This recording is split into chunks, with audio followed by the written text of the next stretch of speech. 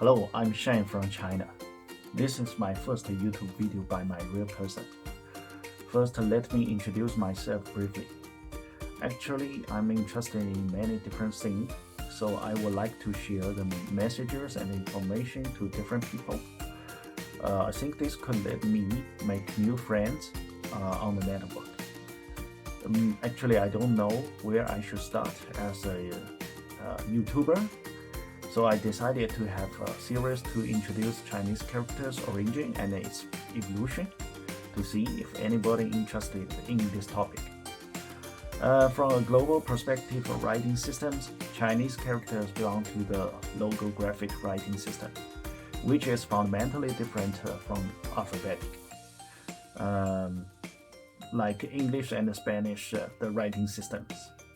Each Chinese character represents a basic unit, the smallest meaningful unit of language or a word rather than a phonetic sound. For example, we have a character, we call it Shan. It directly refers to the concept of mountain. And water, shui, another word, or I should say another character. Even if the pronunciation of these characters varies in different Chinese dialects, their meaning remains unchanged. Comparison with other writing categories, alphabetic system, English, Spanish. So based on phonetic symbols, each letter represents a sound, and words are formed by combining letters according to pronunciation rules, right? But for Chinese, the logographic system are really rare in the world now, and the Chinese characters are the most representative and widely used one of them. So let me take the character horse, Ma, to show you the history involved. Okay, so let's start from the character. So this time I listed two characters, right? You can see left side and right side. So guess, are they same? Yeah, correct. Actually, they are same, right? Left side is let's say earliest character of the horse, Ma, and the right side is the character that we use now. We call it simplified Chinese. Yeah. So it's very hard to find any relationship between two characters, right? So the first one, like a picture, it looks like some animal, yeah, but hard to say what it is, right? And right side, it's too abstractive, so hard to understand if you are foreigner, right? Now from the left side to right side, we have several characters here, right? So it shows different phase of the Chinese character history. We can see how the character evolves from the ancient to now, the modern times. Basically, the first character, it's Chinese character, oracle bone inscriptions. All Chinese characters stems from oracle bone inscriptions. That's in Shang Dynasty.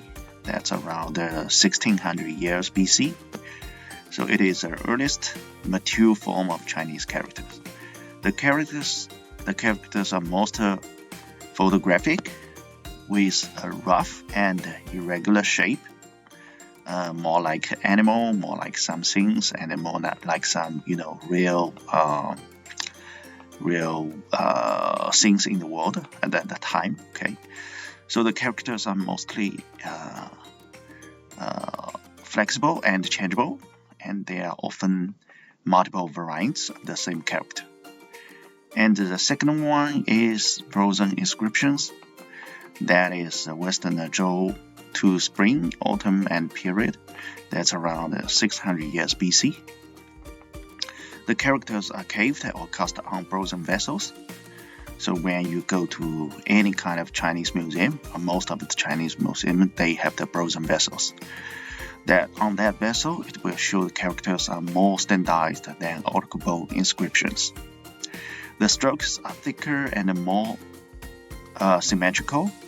The number of characters increased, and the structure became more stable.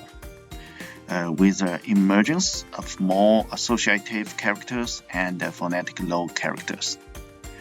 And the third one, let's say it's seal script. It's from the Warrior States period to Qing Dynasty. That's around 200 years BC.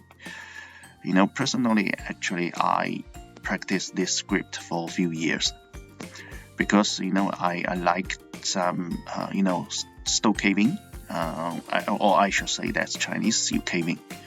So on Chinese seal caving, all the characters on it mostly is 篆书.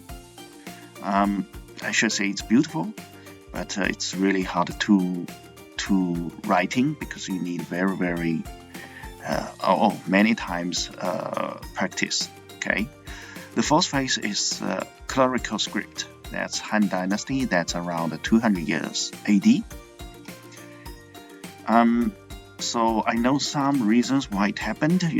Before, because I practiced the sealing script also. It's really complex and time-consuming. So for the official, they want to find some easy way to writing the papers, writing some announcements, statements, something like that. So, and while writing on the bamboo, at Han Dynasty, the bamboo is still the main material for writing.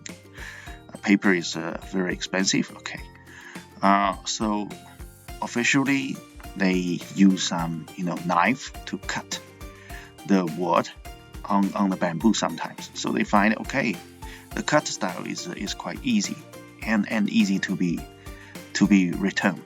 Yeah, so that's why the clerical script happened that time. So the fifth phase and I should say the big milestone phase is a regular script, 楷书. That's around Tang Dynasty. That's around 600 years AD. That's the most standardized and widely used font up to now. So you will see the structure is square and neat. And the strokes are clear and the writing is standardized with fixed stroke order also. So regular script has become the formal font for education, official documents, and daily writing. We now call it traditional Chinese. And these Chinese characters are still used in Taiwan, Hong Kong, and Macau.